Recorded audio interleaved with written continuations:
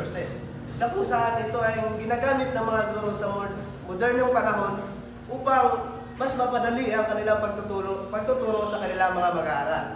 Halimbawa na lamang dito ang application ng Canva, PowerPoint at iba pa. At ngayon ay ginamit namin na application dito ay ang Kahoot.com.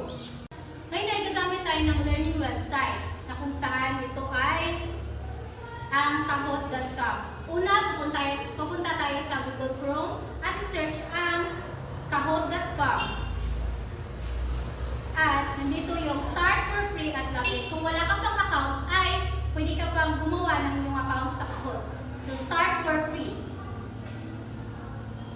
Kung isa kang guro, i-click ang teacher. Kung isa kang estudyante, i-click ang student. So nandito yung day, month, at year. So, continue. Gagamitin mo lang yung Gmail account.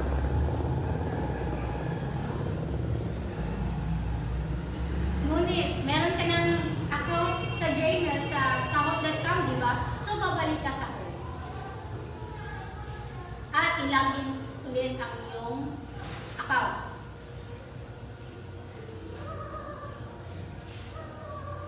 Nandito na tayo sa home. At nakikita niyo ang mga iba't ibang interactive activities na kung saan ay ating gagamitin sa ating mga mag-aaral o sa ating mga estudyante. Gamit ang Kahoot.com ay makakagawa na tayo ng mga interactive activities gaya na lamang ng quiz.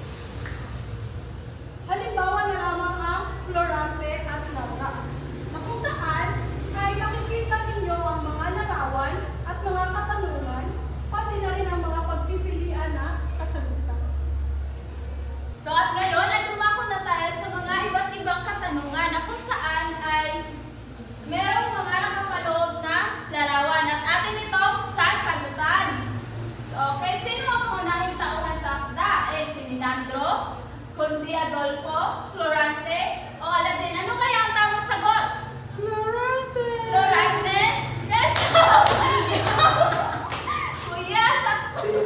Sakto kaya? The next. So baka naman, sino ang sumulat sa Florante at Laura? Sagot? Yes, tama, si Francesco Balagtas. Sige, at ano ang uri na akdang Florante at Laura? Ano nga ba itong uri? Corridor! Yes, ito ay isang koridor. At pauna naman ay, sino ang kaaway ni Florante sa Albania? Sino nga ba? So, okay, si Adolfo.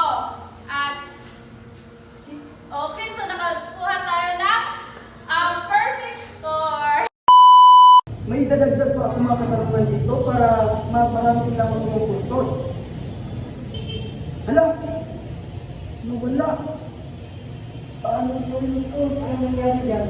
Problema ka ba? Baka may matulong ako sa'yo. Opo, kasi ang Kahoot ko na ginamit, may idadagdag sana ako ng mga katanungan, ngunit nawala. Baka hindi na yung babalik. Tingin niya. Alam mo, sa Kahoot, kung ano natin sa mo, ay pwede mong balikan. Kasi nga, dito sa Kahoot, ay naka-auto-save na ito. Kaya pwede mong tapusin ang lahat ng pinag-umpisaan mo. Tulad dito, di ba? Oo nga. So dito, pwede mo ito tapusin kung anong gusto mong ilagay sa Kahoot na website. Oo nga, maraming salamat sa iyong tulong. Walang anuman, kaibigan. So ngayon, pwede na ako makadagdag ng mga katanungan. So ngayon, pwede na kayong gumamit ng Kahoot para mas interaktibo ang iyong gagawing klase.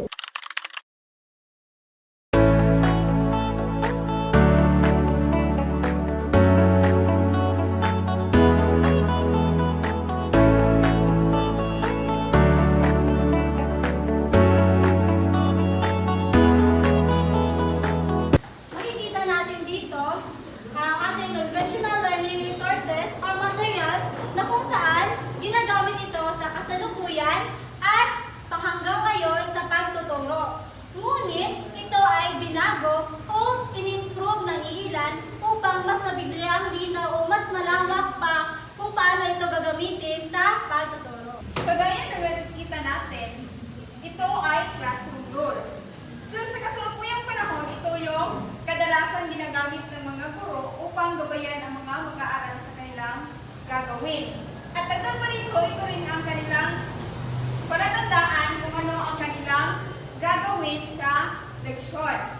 So, makikita natin na mayroon talagang improvement kasi nakikita natin na mayroon na mga larawan na naka-imprenta na ito ay nagtataglay ng kanilang mga gawain o kanilang gagawin sa loob ng klase.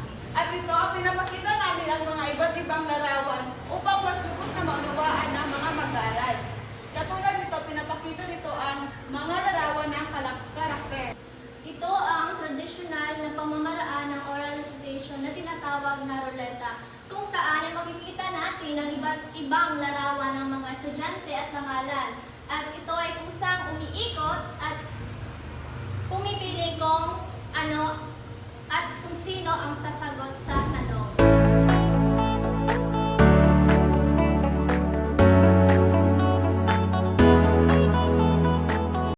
Sa kasaysayan ng Pilipinas, ang ginagamit ng mga sinaunang Pilipino ay ang sinaunang alpabetong baybayin upang makabasa at makasulat sila. So ngayon, tatalakayin natin ang kwentong Ibong Adana at Lorante at Laura. So narito ang mga tauhang gumanap sa Ibong Adana. Ito si Don Juan, Don Diego at Don Pedro. At sa kwentong